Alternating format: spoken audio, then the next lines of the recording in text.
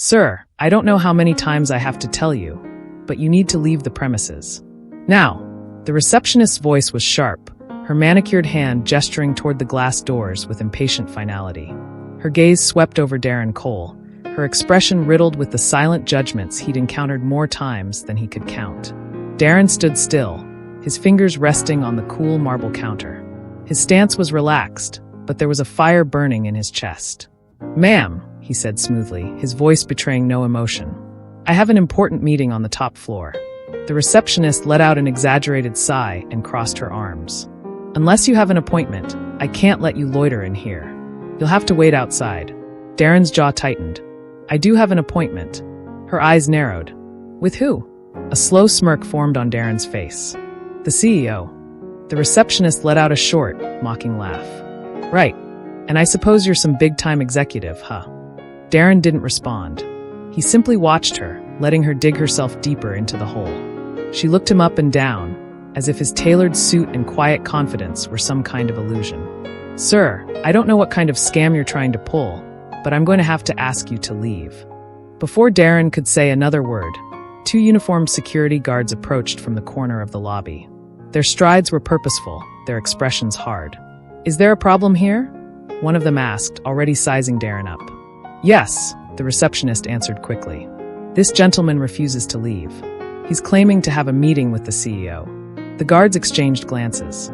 One of them, a burly man with a buzz cut, stepped forward. "Sir, we're going to have to escort you out." Darren exhaled slowly, feeling the weight of every pair of eyes in the lobby now focused on him. He had dealt with this before. Assumptions. Biases. People too blinded by their own ignorance to recognize power when it stood right in front of them. But this time, they had no idea just how badly they had messed up. Before Darren could respond, a sudden commotion erupted from the elevator bay. The metallic ding of the doors opening was followed by the hurried footsteps of a group of executives. Their tailored suits swayed as they practically sprinted across the polished floor, panic etched into their faces. The receptionist frowned, confused by the disruption. Then one of them, a tall, older man with graying hair, skidded to a stop and pointed a trembling finger in Darren's direction. "There he is," the man gasped. "Mr. Cole." The entire room went still. The receptionist's face blanched, her confident smirk vanishing in an instant. The security guards stiffened, their hands dropping to their sides as realization slowly dawned on them. Darren finally moved, turning his head slightly to meet the receptionist's wide, horrified eyes. "Mr. Cole," she whispered. The graying executive, the company's CFO, ran a hand down his face, looking between the receptionist and Darren as if trying to process what had just happened. "Please, Mr. Cole," he pleaded, stepping forward. "We had no idea you'd already arrived." Darren let the silence drag, watching as the weight of the moment crushed the receptionist into stunned submission. The security guards took a small step back, as if physically retreating from their colossal mistake. Employees whispered amongst themselves, exchanging glances filled with shock and realization. Darren finally let out a quiet chuckle, shaking his head slightly. Then, with deliberate ease, he reached into his pocket, pulled out his phone, and pressed a single button. A beat passed. Then he spoke. "Shut it down." A ripple of panic spread through the lobby. The CFO's eyes widened in horror. "Sir, please, let's discuss this." The receptionist's breath hitched as she clutched the counter, her knuckles turning white. The security guards looked to each other, suddenly realizing that they had just put their jobs in jeopardy. Darren didn't say another word. He simply turned, walking toward the elevators as if nothing had happened. Then, within seconds, the chaos erupted. Phones started ringing off the hook. Employees gasped, staring at their devices in horror as notifications flooded their screens. The receptionist scrambled to check her monitor, only to watch in stunned disbelief as access to internal systems was revoked. The company was going dark, effective immediately. The last thing Darren heard before stepping into the elevator was the receptionist's broken whisper. "What have I done?" Darren's words seemed to echo through the vast marble lobby, bouncing off the glass walls like a thunderclap. The CFO's face went ghostly white. The receptionist, frozen in place, looked like she wanted to disappear into the floor. The security guards, once so sure of themselves, took cautious steps back. They weren't trained for this. They were trained for unruly guests, for loud complaints, for escorting out disgruntled employees. But this was something else entirely. Darren didn't move. He didn't need to. The power shift had already happened. The receptionist finally found her voice, though it was much smaller than before. Shut what down? Darren exhaled, slow and measured, before placing his phone on the counter and turning it around so she could see the screen. A single email draft, ready to send with one tap. The subject line alone was enough to send chills down her spine. Termination of contract, effective immediately. Her breath hitched. Her fingers curled into the hem of her blazer. I don't understand, she stammered. You will, Darren said, finally breaking eye contact and turning to the CFO. You've got 30 minutes to clear out. All operations are ceasing immediately. The CFO practically choked. Mr. Cole, please, let's discuss this. There's got to be a misunderstanding. We had no idea you'd be. No idea that I'd be what? Standing in the lobby of my own company. Darren cut in, voice razor sharp. Because that's exactly what this is. My company. And you just let her, he nodded toward the receptionist, humiliate and attempt to throw me out like I was a trespasser. I had no idea, the receptionist whispered, her voice barely above a breath. Darren's gaze hardened. And that's the problem. The chaos in the lobby intensified. Employees who had been casually walking through the space stopped in their tracks. Phones were pulled out, recording the scene unfolding in real time. Whispers spread like wildfire. The receptionist's breathing turned shallow. She could see the camera lenses, the eyes, the growing realization in everyone's expressions. Her job was hanging by a thread, and she knew it. Please, she tried again, reaching for an explanation. I was just doing my job. I didn't know.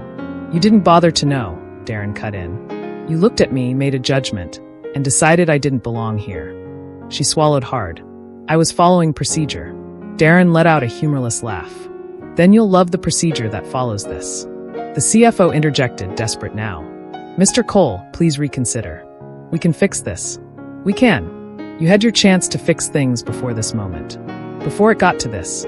You failed, Darren stated coldly, before looking at his phone and hovering his thumb over the send button.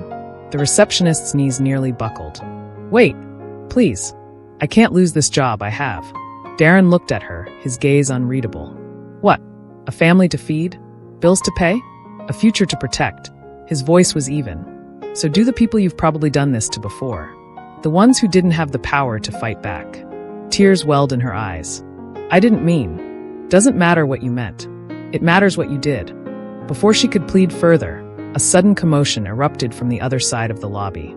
A man in an expensive suit burst through the glass doors, his face contorted in panic.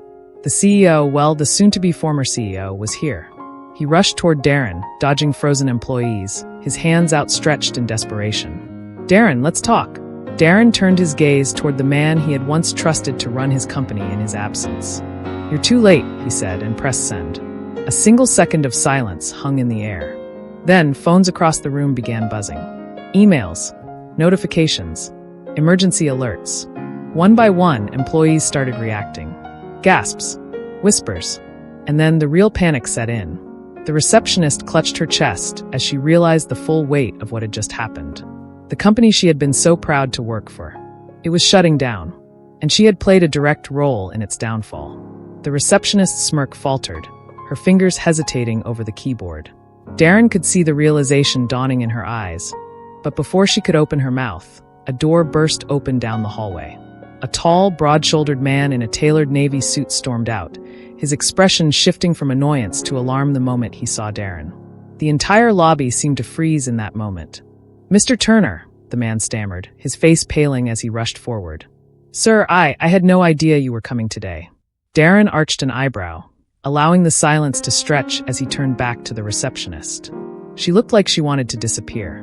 Really, Darren's voice was calm, but the weight of it made the air in the room feel heavy. Because she seemed pretty sure that I didn't belong here. The receptionist's mouth opened and closed, but no words came out. The manager, still sweating, turned on her instantly. Jessica, what the hell were you thinking? Do you have any idea who this man is?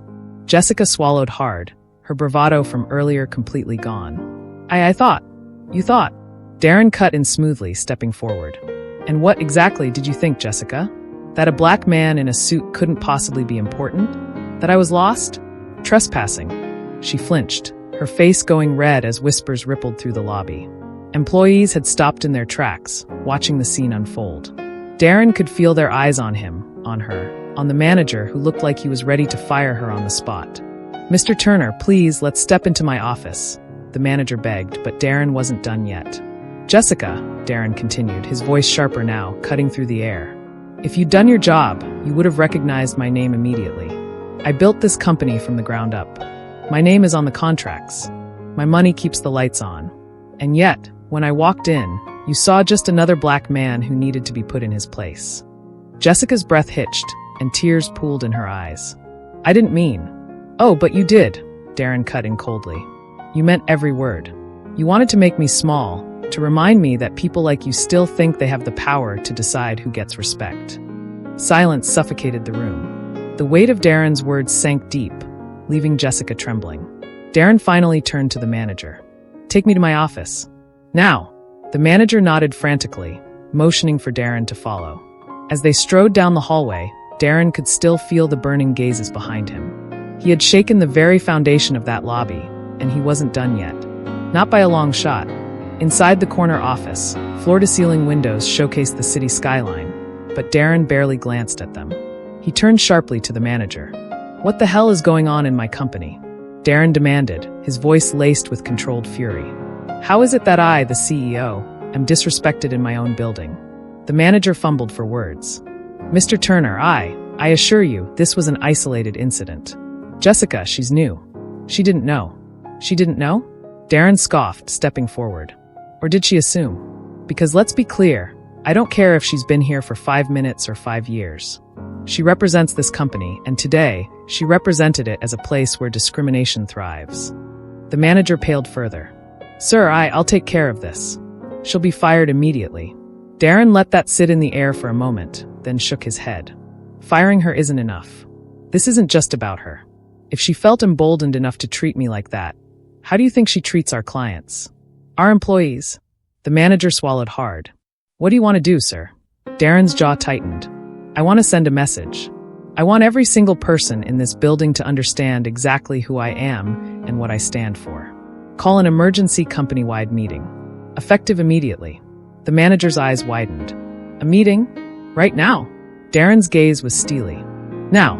As the manager scrambled to make the calls, Darren turned toward the window, watching the city below. His own company had failed him today. But by the time he was done, they would all regret underestimating him. The intercom buzzed, and the manager's voice came through shaken. "Sir, everyone is gathering in the main conference hall. It's packed." Darren turned, his face unreadable. "Good. I want them all there." With one last glance at the city, he squared his shoulders and strode toward the door, ready to face the people who had forgotten exactly who he was. And they had no idea what was coming next. The receptionist's smug expression faltered as security guards hesitated, exchanging uncertain glances. The weight of Darren's words settled over the room like a dense fog. Mr. Caldwell, the company's CEO, had just been ushered out of his own building. And now, the real reckoning was about to begin. The phone call Darren made just moments earlier had set things in motion. A team of corporate auditors, legal representatives, and key investors were already en route, moving with the precision of a well-oiled machine. Darren's influence ran deep, and he had spent years building relationships that could make, or break, a company in mere hours. And today, Caldwell Enterprises was about to feel the full force of his wrath. The security guards, sensing the sudden shift in power, stepped back as if afraid to touch him. The receptionist, now trembling, struggled to regain her composure. I was just following policy, sir. I didn't know." Darren's sharp gaze cut through her excuses like a blade. "Policy? Your job is to greet and assist guests, not to belittle them based on your assumptions. But don't worry, you won't have to concern yourself with company policies much longer." Just then, the glass doors burst open. A team of suited executives stormed in, their expressions a mixture of confusion and concern. At the front was Richard Hanover, the company's COO. His face paled when he spotted Darren standing confidently in the lobby, arms crossed, surveying the chaos around him. "Darren, what's going on here?" Hanover stammered, already dreading the answer. Darren took a slow step forward, his presence commanding the room. "I should be asking you that, Richard. I came here to inspect my own investment, and instead, I was thrown out like some nobody. This is how Caldwell Enterprises treats the very people who built it. His voice was even, but the weight behind it was suffocating. Hanover swallowed hard. There must be some misunderstanding. Let's go to my office and discuss this. Darren chuckled, but there was no humor in it. Oh, we'll discuss everything, all right. But not in your office. Upstairs, in the boardroom. And I want every senior executive there. Now. The command in his tone left no room for argument. Hanover nodded hastily and rushed off, pulling out his phone to summon the others. The receptionist shrank back against her desk, her hands trembling as she realized the magnitude of her mistake. Darren barely spared her another glance as he strode toward the elevators, his movements deliberate, his mind sharp with focus. As the doors slid shut behind him, he allowed himself a moment to breathe. This was it, the moment he had been waiting for. Years of hard work, countless investments, and strategic plays had led to this very day. Caldwell Enterprises had forgotten who held the power. But by the end of this meeting, they would remember. Upstairs, the boardroom was already filling up. Executives shuffled in, whispering among themselves, eyes darting toward Darren as he took the head seat at the long table. Some looked nervous, others were downright terrified. And they had every reason to be. Hanover entered last, his expression tight with apprehension. All right, Darren, we're all here. What's this about? Darren leaned forward, placing his hands on the table, his gaze sweeping across the room. I want answers. How is this company being run? How are policies being enforced? Because from what I experienced today, it's clear that incompetence and arrogance have taken root in this building. And I won't stand for it. Murmurs rippled through the room. One executive, an older man with graying hair, cleared his throat.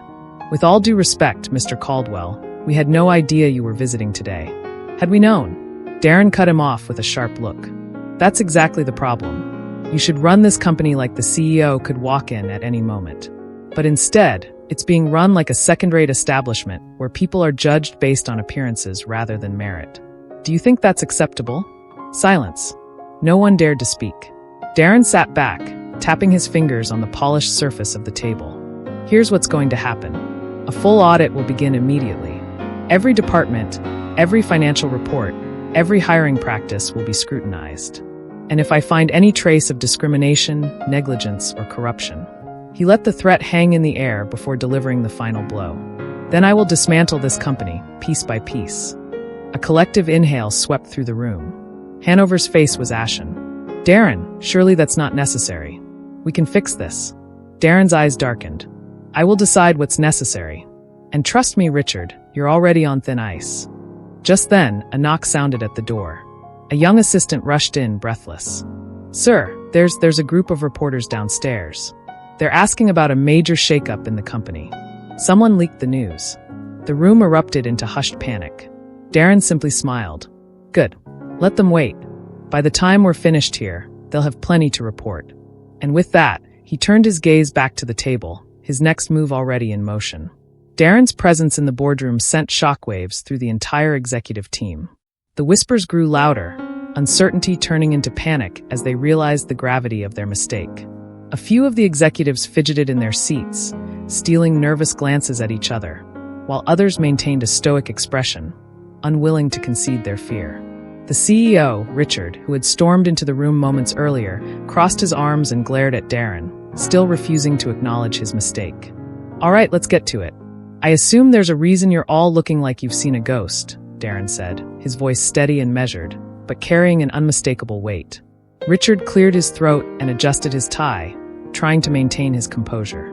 Mr. Carter, I understand there's been some misunderstanding, but let's not blow this out of proportion. Surely, you don't want to make a big deal out of an overzealous receptionist's mistake. Darren narrowed his eyes, his patience waning. A big deal? Richard, your entire staff treated me like an outsider. Your receptionist disrespected me. You ordered security on me before even asking my name. And now you have the audacity to suggest I let it slide.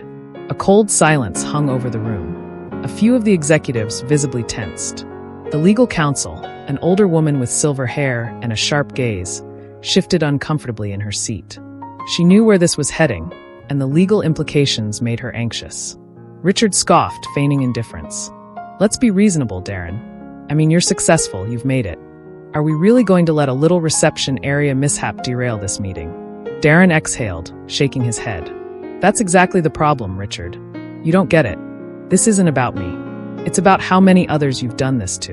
How many opportunities were lost. How many deals were shut down before they even started because of how you and your company treat people who don't fit your mold.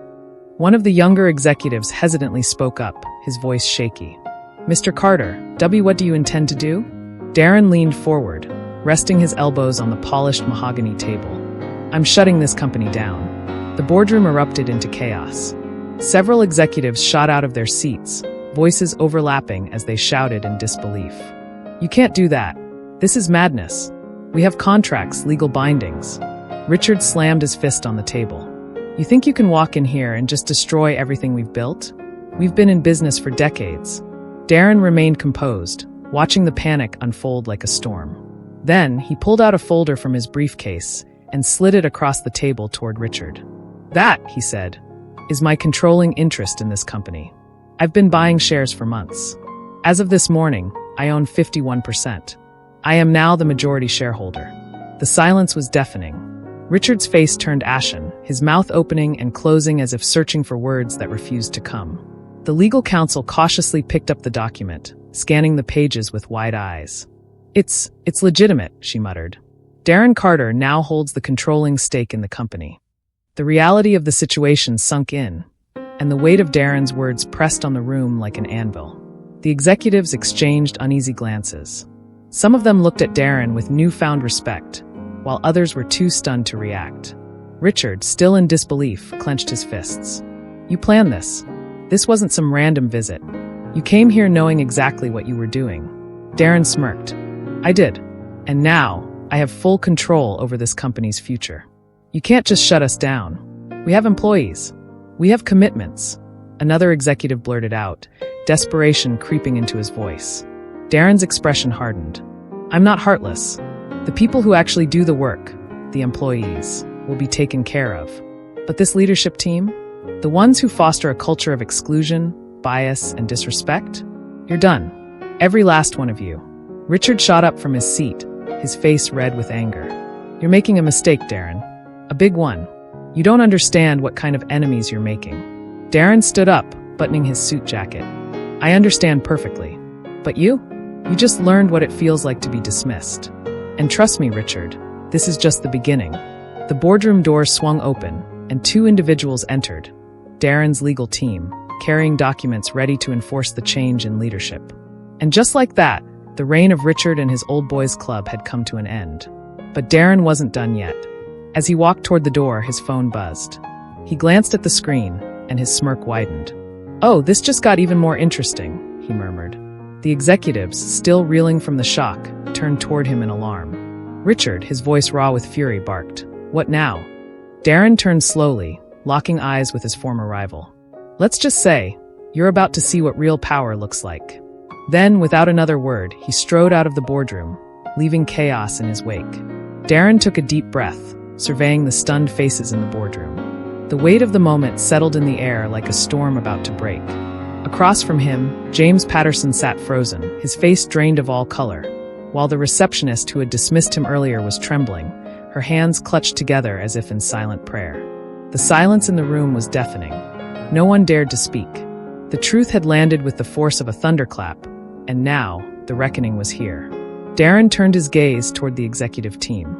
This company was built on the values of excellence, respect, and leadership. Yet today, I walked in as a black man and was told to wait outside, as if my presence was unworthy.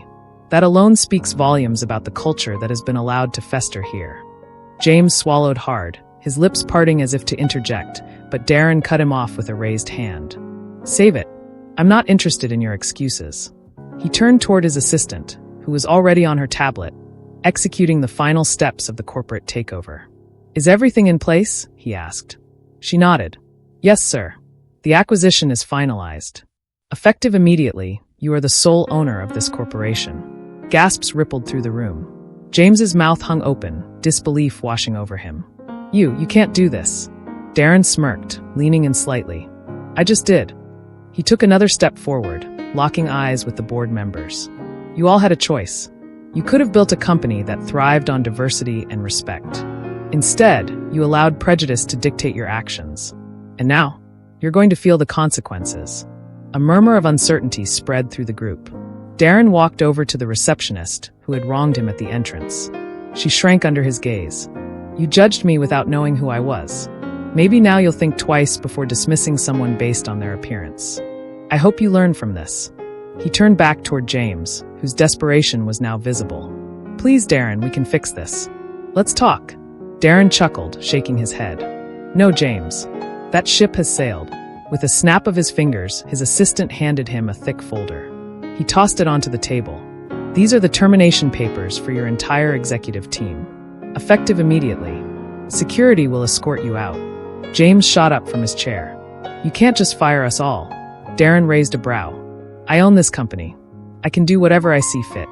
Two uniformed security guards entered the room, ready to enforce the decision. The board members, one by one, gathered their belongings in stunned silence. The receptionist, tears welling in her eyes, stood as well. As James was led to the door, he turned back one last time. "You'll regret this." Darren met his glare with an unwavering stare. "No, James.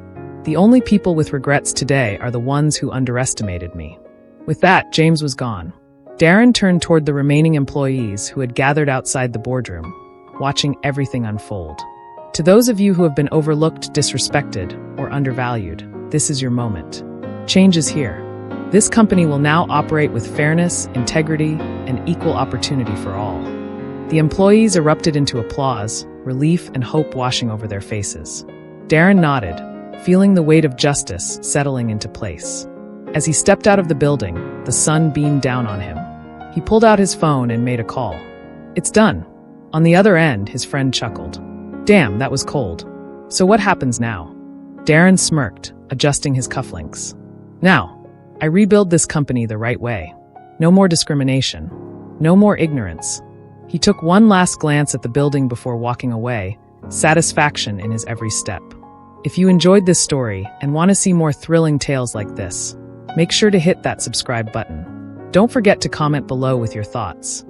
Who do you think deserved the biggest lesson in this story? Let us know. And as always, share with your friends to spread the word. Justice is real, and it's always worth fighting for.